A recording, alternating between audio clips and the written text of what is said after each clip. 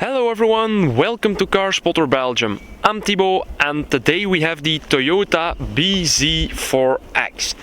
It is a totally new and also the first fully electric SUV from Toyota. I need to be honest, it is a really good looking SUV. Although I'm usually not a huge fan of plastic bits and pieces, and this one does have a lot of that. But in some way it gives it a really nice two-tone effect.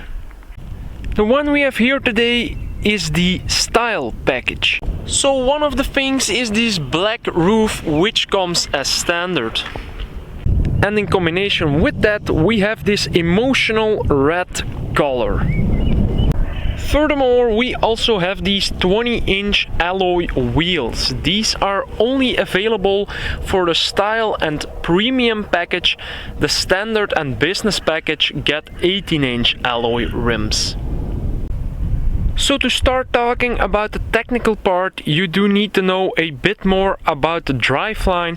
So this one is a two-wheel drive, so the electric motor delivers 204 horsepower to the front wheels, and then there is a second option, which is of course a 4x4, and that one gets 218 horsepower delivered at all four wheels.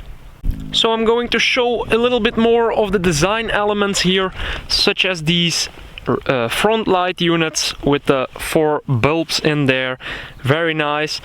And then we have this sort of eyebrow on them.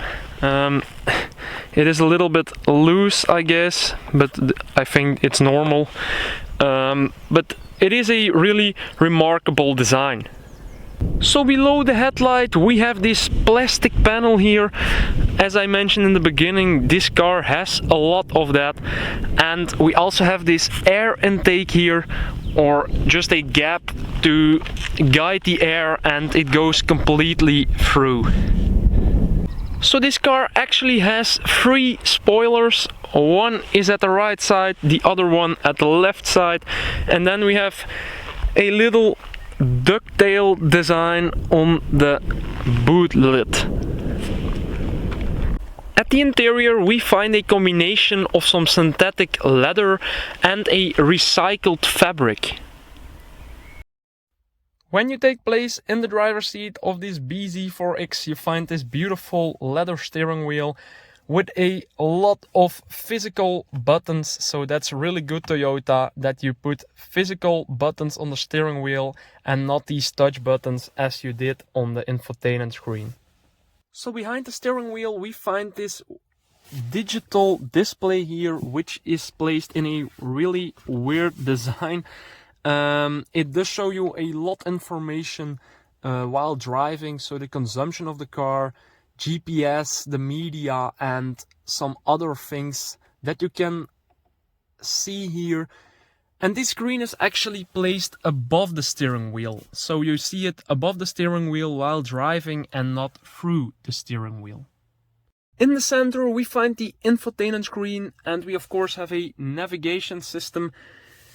We also have media, your phone, and the live statistics screen while driving. But I need to say this is a pre-production model, and that has something to do with the infotainment screen.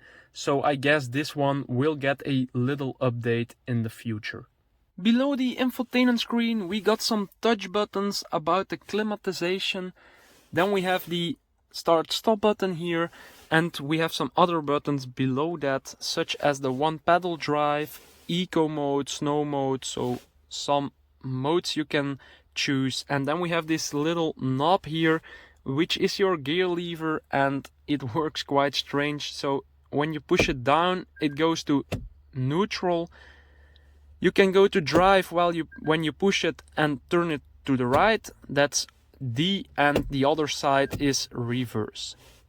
Behind all these buttons we have this weird hatch here, which opens like this, and it is a wireless charging pad. So you can lay down your phone here and close this one back up, and it is actually a little window. It is maybe hard to see on the video, but you can see it a little bit.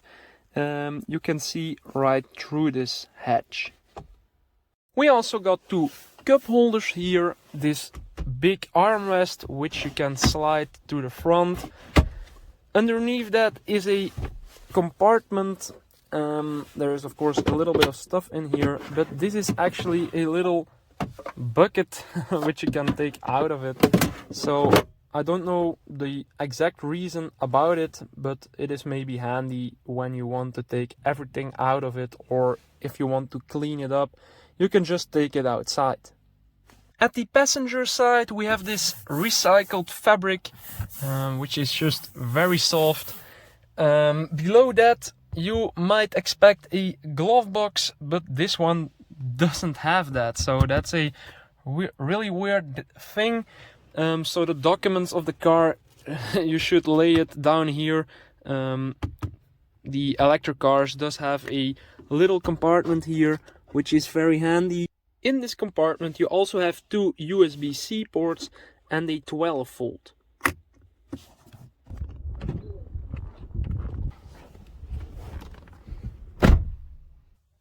Sitting in the back, I'm very comfortable here. I got more than enough leg room, and we got more leg room than in the RAV4, and that is due to the 16 centimeter longer wheelbase. So that is definitely noticeable. You got more than enough space. And also headroom is also no problem. You might think in a coupe SUV like this one that it is a little bit worse than a normal SUV, but the roofline of this one is going down behind the rear passenger seats, and that is also a very good thing because the headroom is just acceptable. Above us we find this panoramic roof, and sadly enough it is just a glass, so it can't open. At the center in the back we also find the two USB-C ports, just as we did in the front, and also some air vents. We also have this armrest here with two cup holders and a little compartment to lay down your phone. Overall, the interior of the BZ4X is very nice. The only minor thing is this black glossy material which they have used all over the interior, such as on the doors, and the ones who are having these sticky hands like mine are going to love this.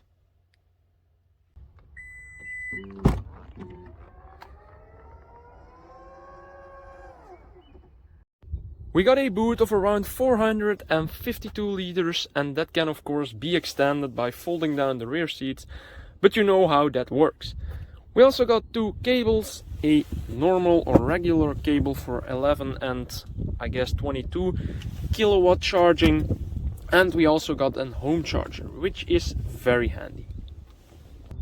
The Toyota BZ4X starts at a basic price of 56,800 euros. And the one we have here with the style package is of course a bit more, and this one starts at a price of 64,400 euros. So I will now take you for a drive. The first thing to start with is about the battery. So that's probably the most important thing about an electric car.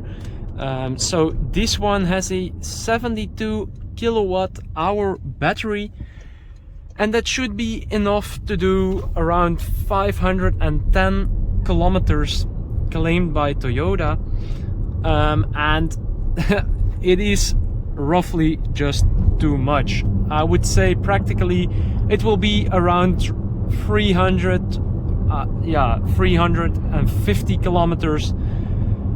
That would be more realistic, and I know it is a huge range between those two numbers, but it is just a fact. And when you drove all those kilometers and the battery is empty, you can recharge it up to a speed of 150 kilowatts, which means that you will be back on the road in less than half an hour. So this one is a front wheel drive, and that has some issues, and when you floor it a little bit, he will just be searching for its grip. So I'm going to turn right here and you will immediately know what I'm talking about. So look very closely at the dashboard. you need to search for a little orange light. There it is. So I guess the 4x4 will just be a better option.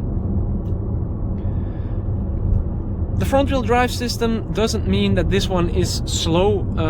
You won't get all the power during the acceleration. So when you do a 0 to 100, it won't give you all the power immediately due to the grip problem or the traction problem. But it can do the 0 to 100 in about 7.3 seconds. So it is not a slow car. But overall, the BZ4X is an excellent car, and I guess this is everything I wanted to tell you about this one. So I hope you enjoyed the video. If you did, please give it a like, and if you want to see more car content in the future or anything else, make sure to check out my channel. So I hope to see you next time. Bye.